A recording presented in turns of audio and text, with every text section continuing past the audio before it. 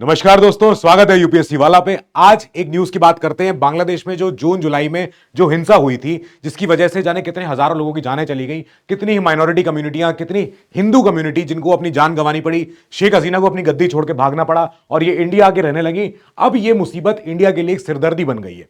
हम देख रहे हैं पिछले कई दिनों से न्यूज चल रही है कि जो बांग्लादेश की जो इंटरिम सरकार है, अंतरिम सरकार, उनके चीफ एडवाइजर यानी मोहम्मद यूनुस वो बोल चुके हैं कि हमारी सरकार के 100 दिन पूरे हो गए हैं। अब 100 दिन के बाद इन्होंने एक इंटरव्यू दिया इन्होंने द हिंदू को।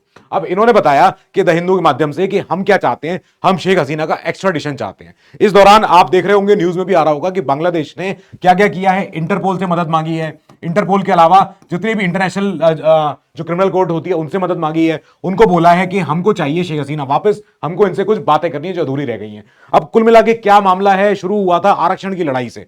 आरक्षण की लड़ाई, वहां पे स्टूडेंट्स ने झगड़ा किया था। स्टूडेंट्स कह रहे थे कि जो वहां पे आरक्षण चलता है, जो फ्रीडम फाइटर्स कोटा है, वहां पे फ्रीडम फाइटर कोटा बांग्लादेश में बहुत अहम होता है, क्योंकि वहां बांग्लादेश को आजाद कराने में जिन लोगों ने अपनी जान आहूत दी थी, उनके बच्चों को, उनके पोतों को, उनके नाती पोतों को सबको आरक्षण मिलता था। अब अवामी लीग में माना ऐसा जाता है कि जो इनकी पार्टी है शेख हसीना जी की, इस पार्टी में कई ज्यादा लॉयलिस्ट लोग हैं और ये पार्टी शेख मुजीबुर रहमान के द्वारा फाउंडेड पार्टी थी ऑफ कोर्स। तो अब इस पार्टी में कई ऐसे लोग आ चुके हैं जो एक ही सेक्शन ऑफ सोसाइटी से आ रहे हैं। लोग वहां स्टूडेंट्स कह रहे थे कि नहीं, हमें कोटा नहीं चाहिए। कोटा बढ़ते बढ़ते इतना हो गया था कि 44% सरकारी जॉब्स जो थी वो रिजर्व हो गई थी for one section of community. बाकी उसमें महिलाएं, ट्राइब्स, वो सब अलग है। अब यहां बच्चों ने शुरू की लड़ाई, सुप्रीम कोर्ट इंटरवीन किया। सुप्रीम कोर्ट के बाद बांग्लादेश तो फिर इन्होंने खुद से अपना पूरा ऑर्डर नया रिवैम्प किया। तब भी बच्चों ने नहीं माना। बच्चों ने कहा नहीं, अब हमें इस्तीफा चाहिए, अब हमें सामने बैठ के बात करनी है।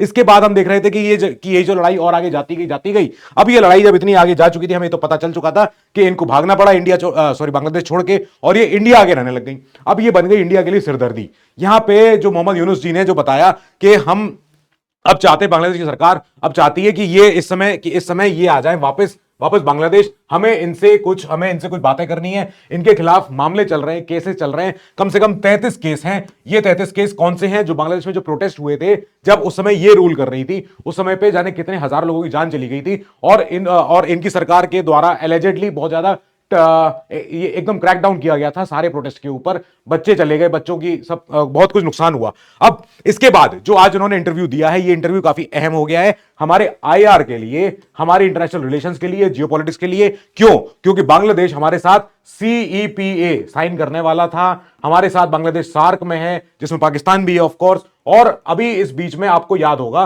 कि हमारे प्राइम मिनिस्टर अभी देखो कॉप में भी गए थे, वहां मीटिंग नहीं हो पाई। बिम्स्टेक में गए थे, वहां मीटिंग नहीं हो पाई। अभी बांग्लादेश के जो एडवाइजर हैं, ये चीफ एडवाइजर, ये हमारे प्राइम मिनिस्टर के साथ मिलना चाह रहे हैं, बात करना चाह रहे हैं, लेकिन प्राइम मिनिस्टर हमारे नहीं मिल पा रहे हैं for some other reasons of course. और बहुत सारे रीजंस ऐसे होते हैं जो बताए नहीं जाते। नाउ क्या हो रहा है कि इन जगहों पे जहां पे फेस टू फेस मीटिंग हो सकती थी, वहां नहीं हो पा रही है। और हमारे साथ बांग्लादेश के कई सारे पैक्ट्स राजी हैं, चल रहे हैं। हम जानेंगे क्या ये वापस बांग्लादेश भेजी जा सकती हैं। अब ये जानने के लिए पहले जानना पड़ेगा थोड़ी हिस्ट्री क्या है, थोड़ा सब कुछ क्या है। तो हाँ, ये हैं बैचेस जो आपके लिए अवेलेबल हैं, जो कि लाइव है। You can go and check. Sankalp 2026 के लिए टाइटन, और सृजन प्रोग्राम भी है, हमारा प्रहार प्रोग्राम है फॉर 2025। नाउ शुरू करते हैं हमारी कहानी कैसे हुई। ये तो हमें पता ही है कि ये जो लड़ाई हो रही है, ये लड़ाई कोई आज की नहीं है। ये लड़ाई कई सालों की लड़ाई है, जहां बच्चे पहले शुरू में कह रहे थे कि सर हमें चाहिए बस एक फेयर मेरिट सिस्टम, जिसमें कि आप कोटा भले ही रख लो पर कुछ कम हो। अब इसके बाद कोटा की लड़ाई शुरू हुई, बांग्लादेश में प्रोटेस्ट शुरू हुए, ढाका में हर तरफ प्रोटेस्ट हुए। बांग्लादेश में क्रैकडाउन शुरू होता है।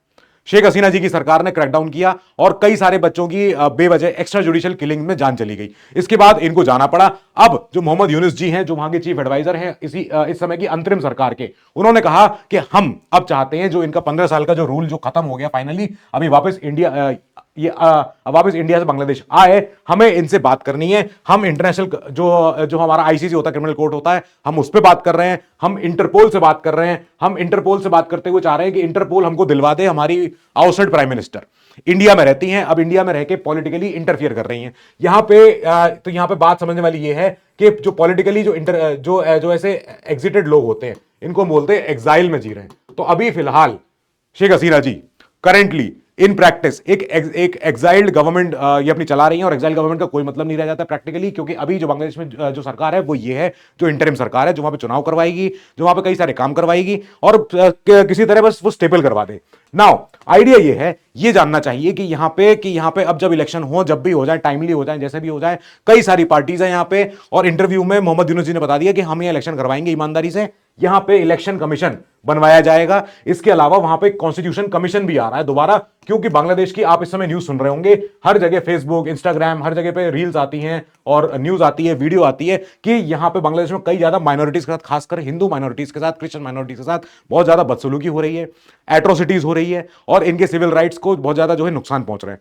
नाउ तो यहां पे कॉन्स्टिट्यूशन कमीशन एक फॉर्म हो गया है बांग्लादेश में, और कॉन्स्टिट्यूशन कमीशन कौन कौन हेड कर रहे हैं? ये एक यूएस के बहुत बड़े जूरिस्ट आदमी हेड कर रहे हैं, यानी कि बाहर के कोई थर्ड कंट्री के बहुत बड़े जो सीनियर एमिनेंट एक लॉयर होंगे, जज होंगे, वो यहां पे आए हैं और बांग्लादेश का नया कमीशन, नया अगर संविधान आता है, अगर वो सेक्युलर नहीं रहता या रहता है, उस पर ही चर्चा करेंगे। ये बात उन्होंने बोल दी कि इलेक्शन में जो शेख हसीना जी की पार्टी है वो इलेक्शन लड़ ले, हमें बिल्कुल प्रॉब्लम नहीं है। इन्होंने कहा शेख हसीना जी की जो राइवल है खालिदा जिया, ये भी इलेक्शन लड़ने कोई दिक्कत नहीं है, लेकिन बांग्लादेश की जो फॉर्मर पीएम है वो इंटरफियर कर रही है इंडिया से, अभी ये प्रॉब्लमेटिक है उनके लिए इस समय। नाउ इंडिया के साथ क्या संबंध है, इंडिया के साथ क्या हो सकता है? हमने 2013 में हमने एक ट्रीटी साइन करी है बांग्लादेश के साथ।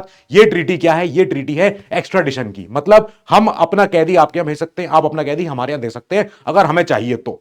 अब ये जो ट्रीटी साइन हुई थी उस समय पे इस ट्रीटी में काफी सारे क्लॉज थे, काफी सारे स्ट्रेटेजिक मेजर थे इसमें कि किस किस को हम ऐसे ला सकते हैं, किस को नहीं ला सकते हैं। फॉर एग्जाम्पल इंडिया को चाहिए था उल्फा, एक बैंड संस्था है जिसका नाम है United liberation front of Assam. इस उल्फा के जनरल सेक्रेटरी जो ढाका में 18 साल जेल में रह चुके हैं, इंडिया ने मंगवा लिया।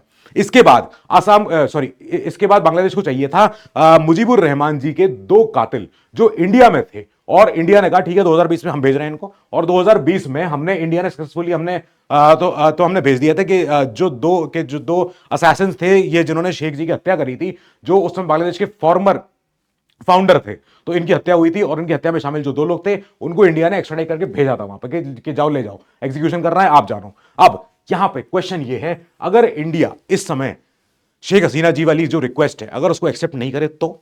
ये क्वेश्चन है, ये क्वेश्चन पूछा गया और ये क्वेश्चन का आंसर मोहम्मद यूनुस जी ने दिया कि देखो क्लॉज तो है। क्लॉज माने क्या? मतलब जो ट्रीटी हमने साइन करी है, ये जो पैक्ट साइन किया है, जो अग्रीमेंट साइन किया है, इस पैक्ट में कुछ ना कुछ क्लॉज है ऐसे जो रोक सकते हैं एक्स्ट्राडिशन। जैसे यूएस का एक्स्ट्राडिशन ट्रीटी है मैक्सिको से, कनाडा से, ऐसे ही हमारा इंडिया से बांग्लादेश के साथ है, इंडिया से और अपने जो और नेबर्स उनके साथ भी है। तो अब यहां पे क्लॉज क्या है कि किसी केस में इंडिया या बांग्लादेश दोनों देश रिफ्यूज कर सकते हैं, मना कर सकते हैं कि हम नहीं भेजेंगे या हम नहीं देंगे कोई ऐसा क्रिमिनल या कोई ऐसा वांटेड जो भी अपराधी जो भी है। अब यहां पे इन्होंने मोहम्मद यूनुस जी ने कहा है कि अगर इंडिया नहीं देता है, मान के चलते हैं नहीं देता है, तो आगे आने वाली सरकार, हम तो अंतरिम सरकार हैं, आगे आने वाली जो भी सरकार होगी वो इस चीज को फॉरगिव नहीं करेगी, वो इस चीज को माफी नहीं देगी। तो इंडिया को जाहिर बात है दे देना चाहिए। अब जो हमारी ट्रीटी है, इस ट्रीटी में समझने वाली बात यह है, ये ट्रीटी 2013 की साइन हुई थी और 2016 में इसमें एक अमेंडमेंट आया था। तो 2013 में क्या हुआ था? इस ट्रीटी में कुछ क्लॉजेस हैं, कुछ फैक्ट्स हैं जो हमें जानने चाहिए। क्या हो सकता है? ट्रीटी कहती है एक्स्ट्राडिशन हो सकता है जिनके ऊपर चार्ज हो, जिनके ऊपर अब या तो एलिगेशन हो या जो कन्विक्ट हो गए हो, जो दोष सिद्ध हो चुका हो दोनों केसेस में। अब वो दोष जो भी होगा, वो जो भी अपराध हो, उसकी सजा मिनिमम 1 साल की तो हो ही हो, तब तो भेजेंगे। दूसरी बात, हमने उस समय कहा था इसमें रिक्वायरमेंट क्या है कि ये जो अपराध हो, ये दोनों देशों में अपराध माना जाए। ऐसा नहीं हो कि अपराध खाली बांग्लादेश में माना जाता है, इंडिया उसको अपराध नहीं मानता है, या उल्टा इंडिया अपराध मानता है और बांग्लादेश नहीं मानता है इसको अपराध। अगर ऐसा कोई सिस्टम है तो उसको अपराध को फिर हम एनकरेज नहीं करेंगे, हम उसको एनेबल नहीं करेंगे, उस रिक्वेस्ट को हम खारिज कर देंगे। ये इसमें आर्ग्यूमेंट है, ठीक है। इसके अलावा ड्यूअल क्रिमिनलिटी होनी चाहिए, ये बात समझ में आ गई। जो हसीना के ऊपर जो एलिगेशंस हैं, ये एलिगेशंस दोनों देशों में प्रोसिक्यूटेबल हैं, मतलब कि इन पे अभियोग चल सकता है, या इन पे जो है मतलब हमारा अभियोजन इन पे जो कोर्ट केस है वो लागू हो सकता है, वो चल सकता है, मतलब ट्रायल शुरू हो सकता है। अब दोनों केसेस में इंडिया बांग्लादेश, अब ये दोनों जगह हो रहा है, इंडिया बांग्लादेश दोनों जगह पे ये चीज एप्लीकेबल है, ठीक है। इसके अलावा एक चीज और, 2016 में अमेंडमेंट हुआ। 2016 में अमेंडमेंट ये हुआ कि हमें कोई एविडेंस चाहिए ही नहीं। अगर वहां की कोई कोर्ट या हमारे यहां की कोई कोर्ट अदालत अगर समन भिजवा दे कि वो फलाना व्यक्ति बांग्लादेश में है, हमें उसको हाजिर कराओ, तो उसको बस अगर कोर्ट का समन है, दैट मींस उतनी सी बात पे ही हम उसको हाजिर करवा देंगे, हम उसको भिजवा देंगे दूसरे देश। अगर हमारे यहाँ किसी कोर्ट ने बोला, इलाहाबाद हाईकोर्ट ने बोलते हैं, अगर मान लेते इलाहाबाद हाईकोर्ट ने बोला या फिर कलकत्ता हाईकोर्ट ने बोला कि हमें फलाना व्यक्ति बांग्लादेश से चाहिए, हमें उसके साथ कुछ हमें सवाल जवाब पूछने, तो वो व्यक्ति भेजा जाएगा, वो व्यक्ति लाया जाएगा। अब ये चीज हुई 2016 में, अब ये अमेंडमेंट कर दिया गया कि बहुत एविडेंस नहीं दो, बहुत हमें ये मत बताओ क्या किया क्या नहीं किया। कोर्ट ने कहा अच्छा ठीक है भेज रहे हैं, इतना सा हो जाएगा। आर्टिकल 10 ऑफ द ट्रीटी ये कहता है only an arrest warrant issued by a competent court, किसी भी कोर्ट में, कोई कॉम्पिटेंट कोर्ट हो, वो अदालत हो, requesting country is now sufficient to initiate the extradition process. हम भिजवा देंगे, हम प्रोसेस शुरू करवा सकते हैं। क्या एक्स्ट्रेडिशन प्रोसेस रिफ्यूज हो सकती है? किस केस में रिफ्यूज हो सकती है? एक केस में, जब जो भी एलिगेशन हो वो पॉलिटिकल नेचर का हो। पॉलिटिकल नेचर माने कोई भी व्यक्ति को अगर हम बुलवा रहे हैं अपने देश वापस, तो ये होगा, तब माना जाएगा कि इस व्यक्ति के ऊपर कोई भी राजनीतिक इनके ऊपर कोई दबाव है, या राजनीतिक कोई इनके ऊपर कोई एलिगेशन है। राजनीतिक नेचर कैसा हो सकता है इसमें? जैसे अब उसमें क्या क्या इंक्लूड नहीं हो रहा है, murder, terrorism related crimes, kidnapping, ये सब के सब बोले हुए हैं कि ये एक्सक्लूड करो, इसको, ये राजनीतिक अपराध नहीं माने जाएंगे। राजनीतिक अपराध क्या होंगे? जैसे कोई सत्ता पलट हो गया, तख्ता पलट हो गया, कुछ भी हो गया, ये हो सकता है। अब एक और रिफ्यूजल के लिए बेसिस है, वो आर्टिकल 8 में है। आर्टिकल 8 कहता है कि अगर आपने रिक्वेस्ट जो रेज करी है उस व्यक्ति को हमारे यहां से अपने बुलवाने की, अगर वो गुड फेथ में नहीं है, तो अगर वो इंटरेस्ट ऑफ जस्टिस में नहीं है, तो अगर वो उसमें न्याय की भावना नहीं दिख रही है हमें, तो हम वो व्यक्ति को नहीं भेजेंगे आपके यहां। तो ये दो केसेस हैं जिसमें कि इंडिया रिफ्यूज कर सकता है शेख हसीना जी के एक्स्ट्रेडिशन को। नाउ प्रॉब्लम ये है कि ये इंडिया के लिए एक डिप्लोमेटिक हेडेक है।